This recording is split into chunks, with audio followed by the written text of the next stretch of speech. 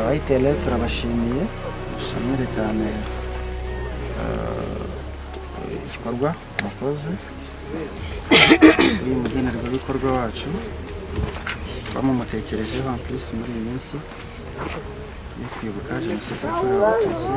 Nitwa Uwimana Jean Pierre, ni umuturage wo mu karere ka Bugesera kuri uyu murenge. Mfite umugore umwe ari uyu nguyu yitwa Iribagiza Liberata. Mfite abana babiri, yitwa Ndayishimiye Aimé Patrick, kagira n'undi mubebe uryanye mu cyumba yitwa Berize. Ndishimye mu mutima wanjye kandi ndabashimiye mwese. Nshimiye n'igihugu cyiza, igihugu cyunze ubumwe, igihugu gitahiriza umugozi umwe, kibasha kwita ku banyarwanda bose muri rusange. Ku bwanjye nta kindi narenzaho, gusa murakoze mwese.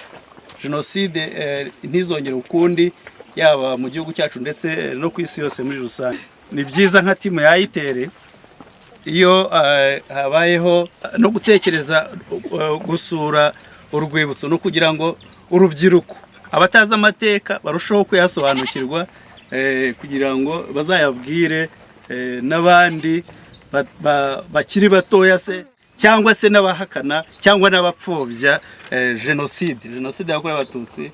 Buri muntu wese wayibonye wayumvise arabyumva, ariko hari n'abandi bamwe bahakana kandi bakanapfobya jenoside yakorewe abatutsi mu 1994.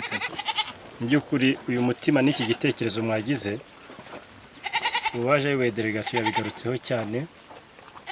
Uru rukundo mugaragaza nibwo rwabuze rukabyara amateka nk'ariya maje kwibonera. Rero ndagira ngo twizinge mu magambo mbashimire cyane rwose, tubikuye ku mutima. Umuryango Itere mukora byinshi byiza, ariko nanone iki nacyo ni akarusho mufata mu nshingano zanyu z'ibikorwa bya buri munsi, mukibuka ko no gusura mugafata abacitse ku icumu mukabasura ahantu bari. Ni igikorwa cy'intashyikirwa, reka mbibabwire.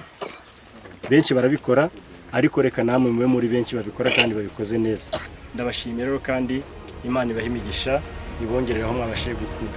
Murakoze cyane.